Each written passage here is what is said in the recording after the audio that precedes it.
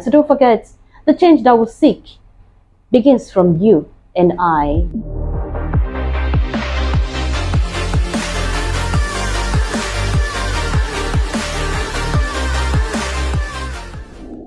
Hello, welcome to Noble Life TV with Lily Kelvin. Today we're going to be looking at brain drain and the effect it has on the Nigerian economy. We all know that brain drain is the emigration of highly trained and qualified people from a particular country. Now, this is a system where the trained hands, the hands that we're supposed to lean on, or the hands that a particular country is supposed to lean on, is being siphoned to another country. It's when a large number of highly educated persons from a third world country find work or find solace in the United States. And dealing on this topic today is Mr. Umilo. Thank you for having me on set with you. We're going to be looking at brain drain and the effect it has on the Nigerian economy. We all know that recently some well-trained medical doctors and nurses have migrated from our country, Nigeria, to other states because they feel that is where they get the best of attention and the best of support, and then leaving their country behind. Do you think this is actually good on the Nigerian economy? See, a very long time ago, my father told me something. He said, if a child is trained, educated in a Nigerian university, and at the end of the day, he moves to a foreign country, and for 10 years, you don't see him as a parent, he said the person or the child is as good as dead. Okay. And now, I look at it really critically, and I discovered that, yes, if a parent actually trains a child, one of the reasons why the parents, in African settings, train a child or children is for that child to grow up to also come back to help the parents train other children, or at least help the parents at old age. Now you have people who actually leave the country because of what they term as a greener pastures. Even when the parents die, they don't even come home. So now it affects the social structure of the country. That's one. Because you no longer contribute to the growth of your society.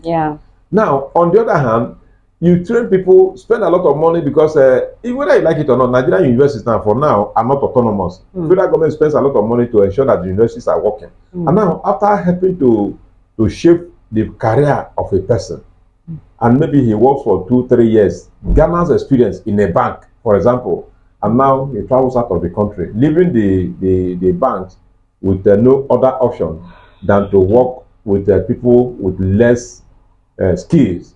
Now, but they go abroad and provide solutions to their own problems there. So the resultant effect is that those countries will be, in a position of progress at the detriment of Nigeria. So the economy does not grow that way. It causes the economy to actually retard. Retard, yes. So it's not good for any economy for you to train your people only for them to go abroad to excel. We're always talking about brain drain, migrating, and stuff like that. What do you think is the effect, or what do you think is the reason or the causes behind brain drain? Yes, one of the reasons is unplanlessness on the part of government. Unplanlessness? Yes. Now, lack of planning. Yeah, lack of planning. Because if we keep on saying Nigeria is about 250 million. Sometimes you say 200 million. Sometimes you say over 250. We are not sure of the population in Nigeria. Now, if we are not sure of the population of Nigeria, we are not also sure of population of the working population in Nigeria. So, because if we know the population of the working class in Nigeria, we'll be able to now project. Because in budgeting for personnel, in all the parastatals or companies and all that, you know that XYZ number of persons are in this employment, and in the next 1 year or two, so number of people are leaving, and therefore you make provision for the vacancies that will be created.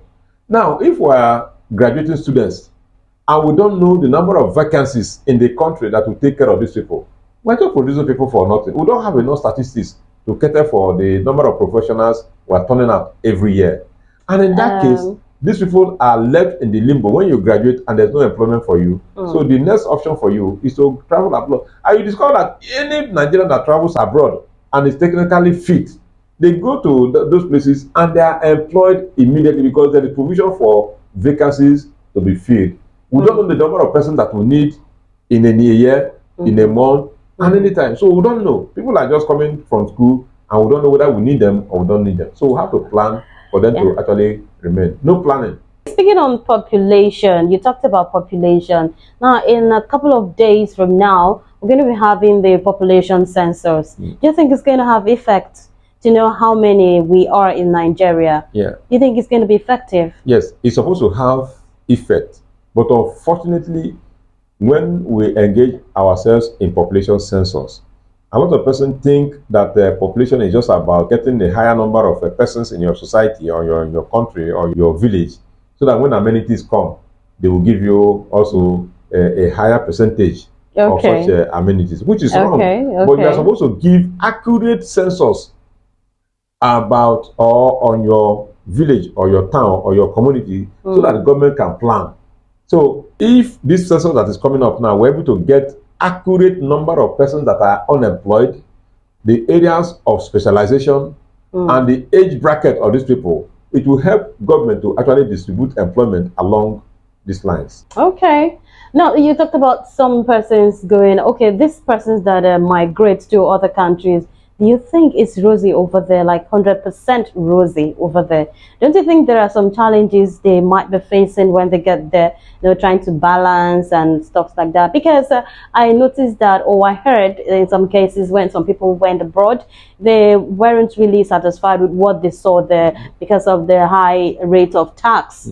They pay tax on virtually everything. The internet, you pay tax. Water, you pay tax. Your gas, you pay tax. What they pay over there is high compared to what we pay here in Nigeria. Because I know what we pay here in Nigeria is you pay for your internet, you pay for your electricity, but you don't pay for a park lot where you park your vehicle. You don't pay for that. And some persons don't even pay tax. So how do you see it? Beyond what you are even saying, I presented the paper, some few years back. And I told them that even though it's not in the books of economists, economists will tell you that the functions of money include, being a medium of exchange, a standard for deferred payment and all that. But beyond all this, you have a function of money that people don't even mention, particularly in Africa and Nigeria particularly. Okay. Now, one of the functions of money is to enable you do shakara when you have it. Now, if you are abroad and you make so much million, and people don't even bother about you. Yeah, they don't care. But now, if you make millions in Nigeria, if you're a millionaire, you're a big shot. You're a big shot. And when there is a community meeting, people reference you. Yeah. They want to be proud of you as somebody who have arrived. Yeah. So now you are abroad and you don't contribute to their economy because they don't even reckon with people like you. And in any case, you can't even be made to be such a rich man. Their life is very simple over there. Yes. So, but if you are in Nigeria, for example, and like I traveled recently, and when we were there, some persons were called, and when they call you and you are coming up, you feel big, and you feel proud also that you are progressing, you are making progress in your community. Sure. Now, if you make so much money abroad and nobody recognizes you, to me, it's not money. But if you make money in Nigeria here and people recognize you, when you are coming, people will say, bros is coming, and when you come, you see people hailing you, say, leader. Yeah. Those are some of the shakara that you make because you have money. Now, in that case, you contribute more meaningfully to the development of your society than when you are abroad and you don't even come home. And yet, the people abroad, they do not even recognize you as part of the people that making their own economy grow. So it's not all that uhurus for people that are there. Not to talk about people who are stranded. Because there are some people who, when they get to such places, you see a graduate of economics now, for example, going to watch plays, and because he's earning dollars, the minimum wage of America is $7.1. Yeah, for example. So because you make so much money, because if you translate it to a month now, it becomes about $1.2 million. I mean, a naira. Yeah, there. So when you send $1,000 to Nigeria, they build house for you, and you never live in such houses. People will just say, the man is abroad, and this is his house. Well, so it's not about living abroad. Yes. There, it's not about living abroad. It's about making impact in your society. Yes. Okay. All right. Thank you very much, Mr. Omilo, for gracing the seat and talking about brain drain. Thank you very much for having me. It was a pleasure. Right, that's so rapid on brain drain. Don't forget, one of the causes of brain drain, in my own opinion, is the high income level in the countries with developed market economies as compared to that of the developing countries. And also, brain drain is not to be encouraged at all. We can stay back in your society, you can stay back in your country and make it what you want it to be instead of leaving it behind and running for where you feel or you tend to get greener pasture. Because when you leave it sagging, who's going to take care of it? Who's going to look after it? Who's going to make it a better place? It's just you and I. So don't forget, the change that we seek begins from you and I. Please don't forget to share, like, and comment. This is Noble TV Live. Thank you.